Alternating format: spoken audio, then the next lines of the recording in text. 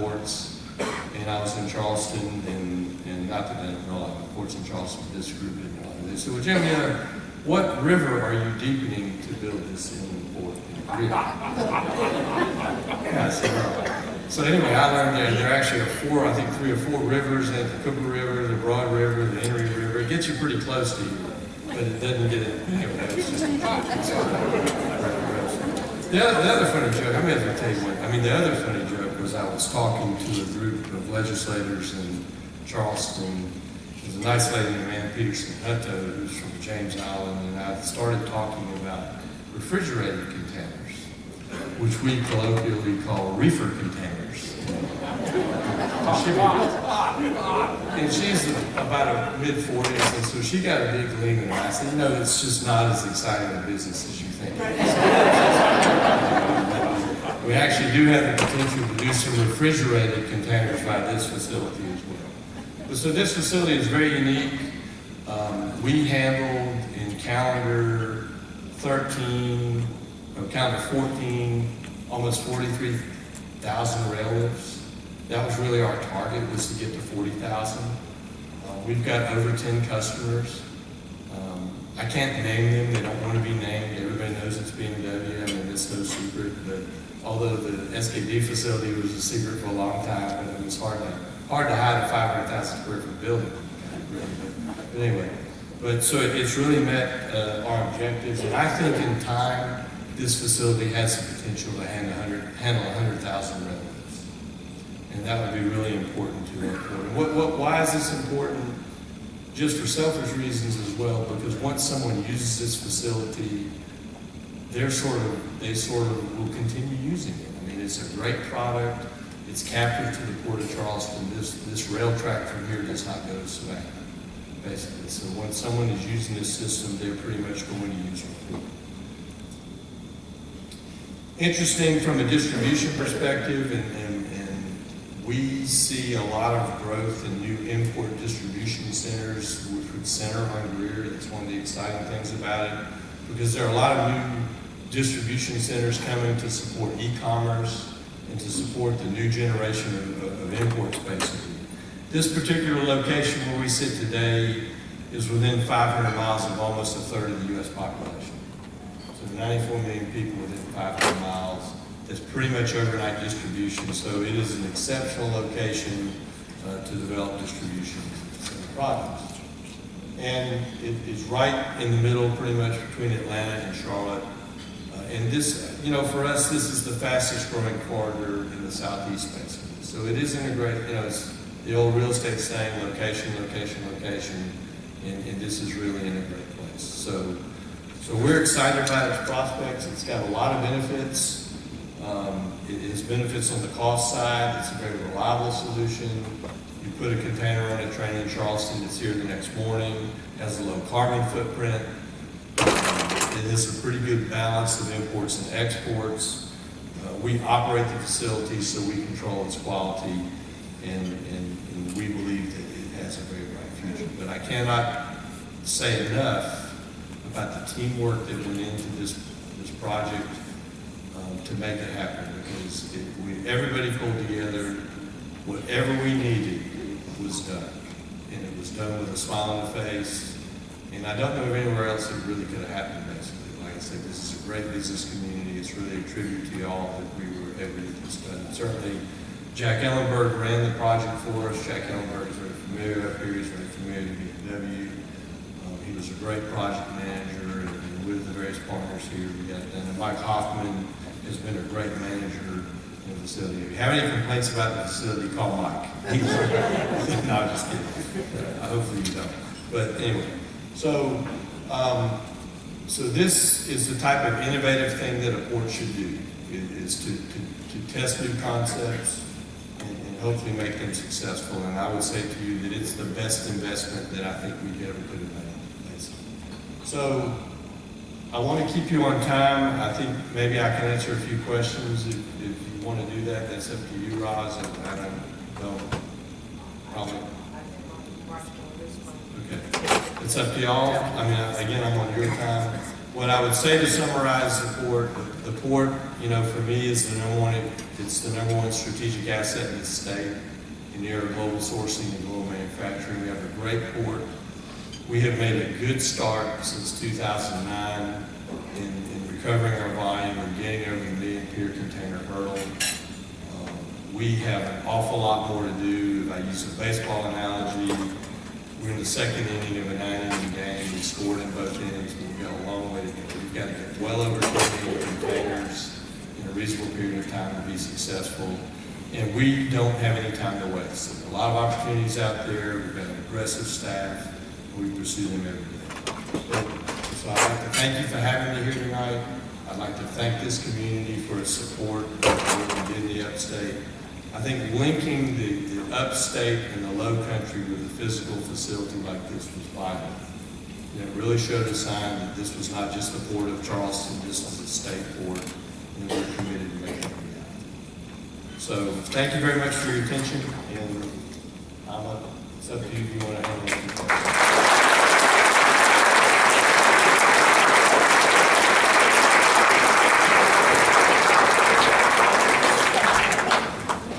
So much for being here tonight, and thank you even more for bringing the inland port to the lovely, lovely city of Greer.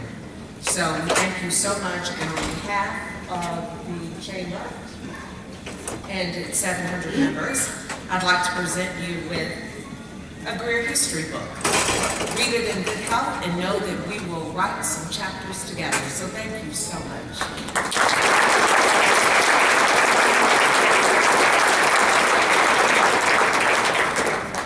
Well, we said earlier tonight that the success of this chamber has been due in large measure to its leadership. And I promised you that you would hear a little bit about that leadership. And so please join me now in inviting up the 2014 chair of the executive board, Mr. Ken Harper.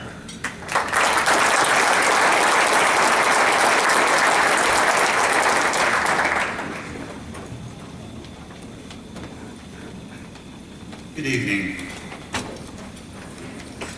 We have indeed had a great year at the Greater Greer Chamber of Commerce. Membership is in excess of 700 members. We're now at 714 members. We've achieved record levels of attendance at business events and festivals, and the Chamber is financially sound. While it may be tempting to take credit for the kind of year we had, you know and I well know that this organization achieves what it does through the hard work of a tremendous staff, the commitment and full participation on the part of an exceptional board of advisors, active member engagement, and the support of our city leaders. To be honest, we have taken advantage of the fact that Greer now has a wind at its back, and it hasn't always been that way. We are where we are now, all of us, in spite of and because of adversity. The ride is not always linear and upward sloping. In difficult times, some choose the road of fear and retreat, while others plan and keep the faith in long-term mission and continue to plant seeds. People like Reno Deaton, Ed Driggers, and Rick Danner stayed the course because they believed in their product. So too the staff and leadership of the Greer Chamber, which makes me very proud to be associated with this organization. As a group, we had to do a good bit of soul searching to redefine our role and value proposition within the Greer community. Membership dollars directed to the Greer Chamber are not charitable donations, they are investment dollars. We understand our role as a conjoined partner with residents within our business community, the leadership of the City of Greer, and the Greer Development Corporation. We bring people, families, businesses, ideas, plans, and solutions together to help showcase, promote, and better our community. We understand that when you bring people together, you make the center stronger and expand the boundaries. I'm proud of our work in opening up new doors for relationships between chamber members and all in our business community through leads groups, minority business summit events, business roundtables, and workforce education opportunities. I'm proud of the work that we have done to ensure that the business interests of our members are looked after and promoted in Columbia and in Washington, D.C. through excellent work through the Legislative Affairs Group. I'm thankful to our board, staff members, and all of our volunteer teams for the tireless effort required to make the promotion of our community look like fun. And it is fun. And lastly, I have to say that it makes me proud to see the kind of leadership that we are building for the future through maximum capacity leadership career and junior leadership career programming. Going forward, one piece of advice that I would share for those who are honored to be asked to serve in the role of the chair, the role of chair for the Greer Chamber of Commerce, is to receive written assurance that the leadership structure of the Chamber will not change during their tenure. I did not receive this in writing. Therefore, in mid-year, we were faced with the prospect of searching for a replacement for Alan Smith. Big shoes to fill, sort of. Figuratively, literally. But Alan essentially turbocharged the Greater Greer Chamber. Before Alan, we were just the Greer Chamber of Commerce, and he made it greater. So we henceforth have become known as the Greater Greer Chamber of Commerce.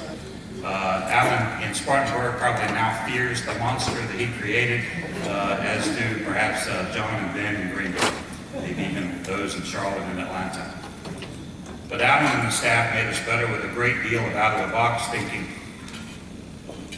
But we can't give him too much credit for being creative because we know that he actually made a habit of stealing great ideas from others around the country. In this business, it's a highly acceptable practice, and you don't get better by staying in your office and doing what you've always done. With all sincerity, Alan Smith deserves a great deal of credit for moving us forward in a first-class manner. But then we found out just how hip Greer was when we opened up our search for Alan's replacement. Well-qualified applicants streamed in from Arizona, California, Wisconsin, Massachusetts, and all of our neighboring states. Our team screened applications, narrowed the field, interviewed, narrowed the field again, and made a final selection based upon an objective and blind scoring matrix. And we were delighted to find that the process resulted in the selection of a homegrown Greer Chamber talent to be promoted to lead the organization in the coming years in Mark Owens. We congratulate you, Mark. Sometimes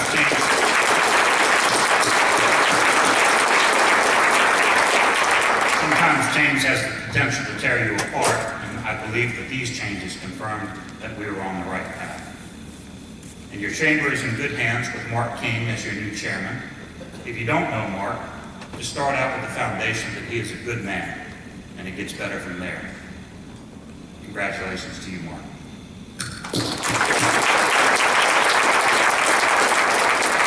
And I too want to add my sincere thoughts and deep appreciation for a life of good works performed by Bunny Richardson and her contribution specifically to this organization and to Greer. What we should all aspire to be is a positive example for others to follow, and one who gives in order to make life better for others that they will never meet. Bunny lived this kind of life, and we're grateful for it. A huge thank you to the staff for all you do every day to make excellence happen. I thank you and all our sponsors for what you did to make tonight possible as well. Thank you to all my vice chairs, the executive committee, and the full board for all of your hours of service, guidance, and governance. Perfect. I'd like to thank my employer, County Bank, for their support of my time away and their understanding of my obligation to give back only a fraction of what this community has given to me. And lastly, I want to thank the beautiful girl that I was fortunate enough to meet 33 years ago at Duke University. Proof that arranged marriages can work. I truly thank you, Monica, for all your support, sacrifice, love, and encouragement. I would now ask Mark Owens to return to the podium, and thank you. Have a good evening.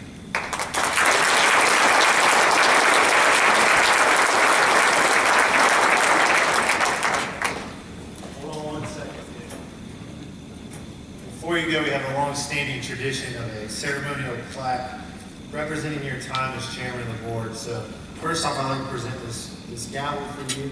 Appreciation to do so. We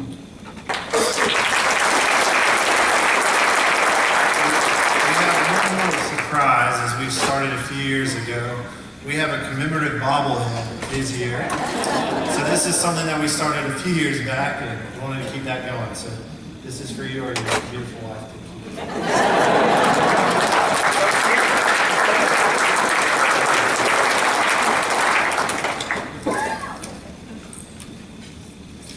Thank you again, Ken, for your great leadership. What a joy and privilege it is to stand here and admire what a fantastic room of people we have tonight, and a truly great representation of our community of Greer. I came to Greer 6.5 years ago, eager to jump in the role of Director in Programs and Events at the Greater Greer Chamber of Commerce. I approached this opportunity with the mindset that it was just the beginning. I had an interest in the chamber world from an internship in college and wanted to develop a better understanding of the organization, its structure, the process, and its people. And then an interesting thing happened. My first year passed. Then my second, my third, my fourth, and my fifth. And it quickly became obvious that what started out as a job turned into something much more. Far from a professional pit stop, Greer, the city, the people, and the businesses, both for my wife Melody and I, Greer became our community, and not just one I happen to work for. There are two common definitions of the word community. One is a group of people living in the same place or having a particular characteristic in common. Obviously, this definition holds true for our community, but I think our community takes on even more of the second definition, which is a feeling of fellowship with others as a result of sharing common attitudes, interests, and goals. I consider our community to be a body of people who care, protect, uplift, and join one another in fellowship to share ideas, both professionally and personally. After all, we've celebrated, we've mourned, we felt joy and pain. It's the community of Greer, the collaboration and common attitudes and goals with one another that propels our community forward with signs of growth and new development. Let's consider for a moment. In downtown Greer, we have a business over 100 years old, operating right next to a startup company. That is nothing short of unique. And then there's the idea of a local, large corporation working with the sole proprietor on an event or a project. Now, for those businesses not only to exist in the same place, but choose to adopt a common attitude towards the sense of community, well, that in itself is truly an amazing feat. Each illustrates the impact of a great community and what can be accomplished in working together. As 2015 takes shape, your chamber will strive to foster relationships like these and continue to be a leader in developing our community that positively reflects your business and the people of our city. Now, I can stand here this evening and talk all I want, but we all know this isn't something that can easily be done by one person or one organization. Building community takes many partners that are willing to work together and think bigger than themselves. Take a look around this room. It's easy to recognize companies and individuals that embody this sense of a true community. It is because of each of you that we are here celebrating both new beginnings and for some, maybe long-awaited triumphs. For that, we are thankful for yet another great year in Greer. For anyone in any kind of leadership position, you know you are nothing without your team. I don't think I have to tell you that our chamber is comprised of the most talented, caring, devoted individuals, because more than likely, you already know that from a first-hand experience. Simply put, Patty, Debbie, Lynn, Jody, Katie, and Nikki, please stand from where you are so your chamber can recognize your personal effort as well.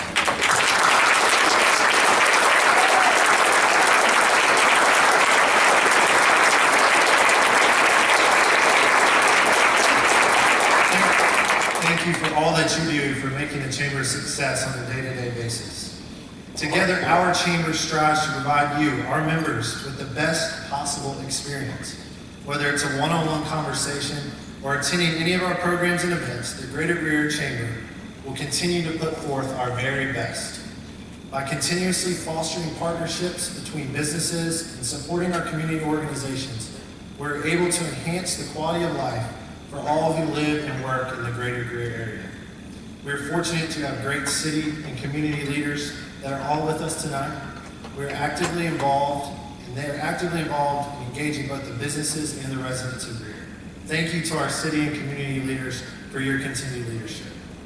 I'd be amiss to stand here and tell you that 2014 wasn't a year of surprises. It's funny how you reflect what each passing year held, what you learned, what you wish you had learned, who you learned from, and then take a mental note of what you are eager to learn in the coming year.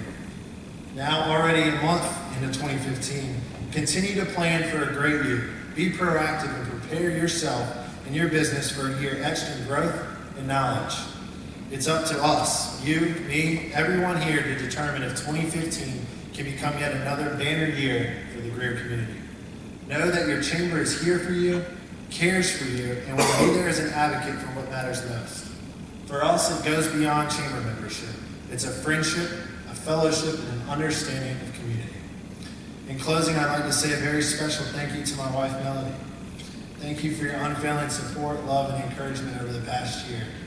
And thank you for being such an amazing person. Thank you all for allowing me to serve as your president and CEO of the Greater Greer Chamber of Commerce. I'm really excited for what the future holds, and I'm excited to honor some key folks tonight that made that happen. While we honor a few, all are very well deserving of awards, and we look forward to celebrating them. So without further ado, I'd like to turn it back over to our great MC, Ms. Rosalind.